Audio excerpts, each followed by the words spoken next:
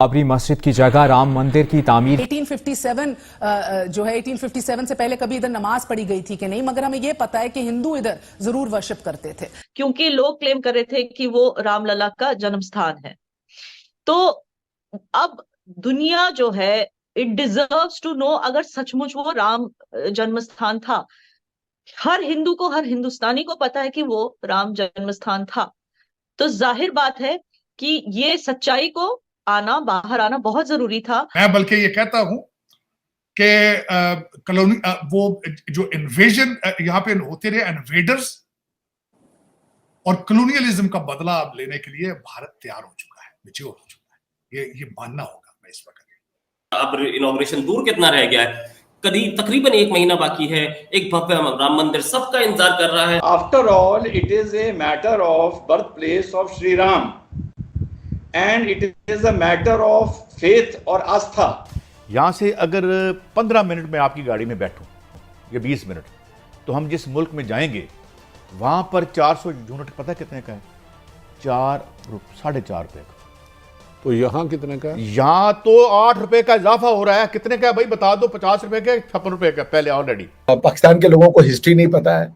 उनकी हिस्ट्री सिर्फ और सिर्फ मोहम्मद बिन कासिम से शुरू होती है, परवेज मुशर्रफ से खत्म हो जाती है। So they have very limited. Hinduism as a culture, as a religion, as a tradition, इसको प्रोटेक्ट करना भी as a Hindustani, as a भारतीय, ये हम सबका फर्ज। जय श्री राम दोस्तों, जैसा कि आप लोग जानते हैं 22 जनवरी 2024 को श्री राम मंदिर का प्राण प्रतिष्ठान प्रोग्राम, जिसको बोल सकते हैं कि राम मंदिर का उद्घाटन होगा। उसके बाद राम मंदिर आम लोगों के लिए खुल जाएगा, और जो कि बहुत लंबी लड़ाई के बाद हिंदू समाज को मिला है एक पूरी तरह से अदालतों के चक्कर काटने के बाद, एक वकालत के बाद जाके राम मंदिर का जो है, जो ये राम मंदिर बना है, इसको बनाने में, इसको अचीव करने में बहुत ज़्यादा टाइम लगा है। फाइनली राम मंदिर बन के तैयार हो चुका है और 22 तारीख को उसका उद्घाटन हो जाएगा। उसके बाद ये देश के लोगों के लिए खोल दिया जाएगा और भगवान राम के आप जाके दर्शन कर सकते हो। जैसा कि हम लोग जानते हैं, हिंदुस्तान के लोग जानते हैं कि वो भगवान राम का जन्मस्थली है, जन्मस्थान है, और ये कई 100 सालों से हिंदुओं को इनके बारे में पता था। लेकिन एक आक्रांता जिसका नाम था औरंगजेब, उसने इसको तोड़ के मस्जिद बना दिया था, और इसके लिए बहुत लंबी लड़ाई के बाद हमारे देश के लोगों को ये मंदिर जो है, क्योंकि लोग क्लेम कर रहे थे कि वो रामलला का जन्म स्थान है, तो अब दुनिया जो है इट डिजर्व्स टू नो, अगर सचमुच वो राम जन्म स्थान था, हर हिंदू को, हर हिंदुस्तानी को पता है कि वो राम जन्म स्थान था, तो जाहिर बात है कि ये सच्चाई को आना, बाहर आना बहुत जरूरी था। और दूसरी चीज, Hinduism as a culture, as a religion, as a tradition, इसको प्रोटेक्ट करना भी as a Hindustani, as a भारतीय, ये हम सबका फर्ज है, चाहे हम हिंदू हो या मुस्लिम, लेकिन अगर हम भारत में रहते हैं, ये हम सबका फर्ज। देखिए, अपना ना एक तो हमें जो हिस्टोरिकल पर्सपेक्टिव है ना, ये हिंदुस्तान के अंदर मुस्लिम और हिंदू कॉन्फ्लिक्ट जो है, देखिए ये 1000 साल की एक हिस्ट्री है कि मुसलमान जो हैं इस हिंदुस्तान में हमलावर बाहर से आए, ठीक है। वो तुर्क भी थे, वो पर्शियन भी थे, अफगान भी थे, सेंट्रल एशिया से भी आए, मंगोल भी आए, ठीक है। और उन्होंने सलाम के नाम पर जो है इस मुल्क पे जो है 700-800 साल तक उन्होंने इस पे रूल किया। और देखिए ये इंडिया जो था, ये था तो हिंदू का, ठीक है ना, ये हिंदुस्तान है, हिंदू हिंदुस्तान से है, हिंदुस्तान हिंदू से है, ठीक है।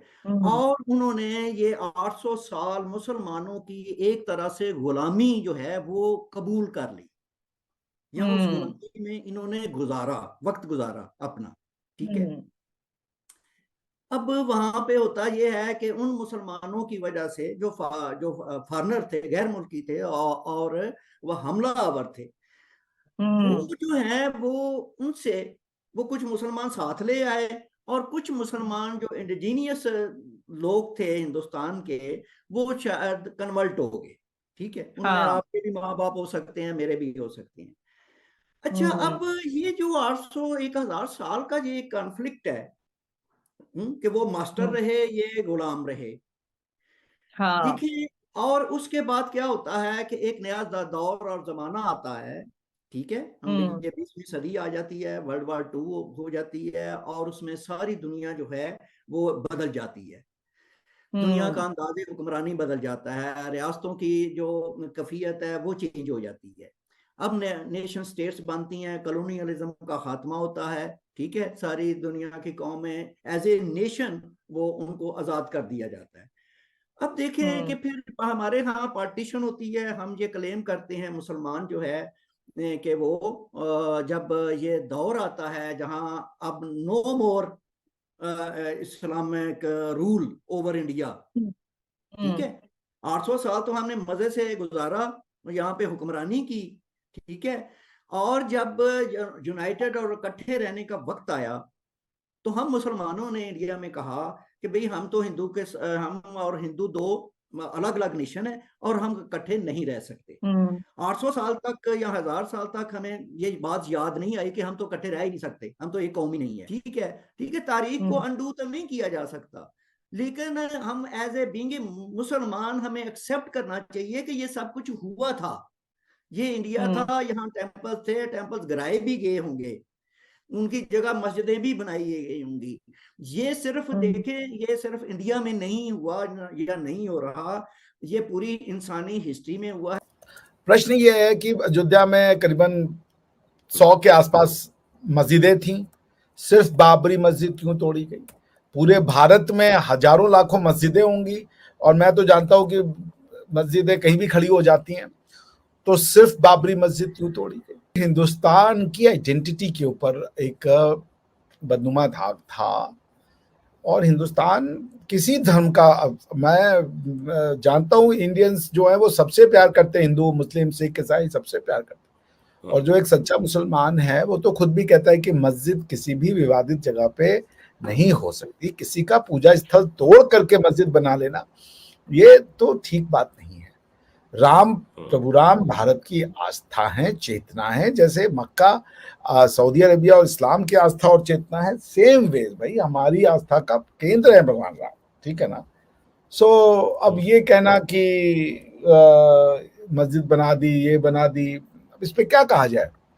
सारी दुनिया जानती है कि भाई there was time when Mir Baqi ने अयोध्या में भगवान श्री राम के मस्जिद को तोड़ा और वहां पे एक मस्जिद का निर्माण करवाया था। बाकी लोग 500 साल से लड़ रहे थे, कितने क्रॉनिकलर्स ने लिखा कि इन 500 साल तक लगातार वहां लोग माथा टेकते रहे, और बीजेपी की तो जो राइज है उसमें भगवान श्री राम का ये जो मंदिर का उनका शपथ था कि मंदिर वहीं बनाएंगे, हम जल्दी ही आएंगे, उस पर उन्होंने अपनी बात को पूरा किया। और फिर देखिए, मैं ये जानता हूं कि ये सब चीजें जब तक ऊपर वाला नहीं चाहता तब तक नहीं हो पाता।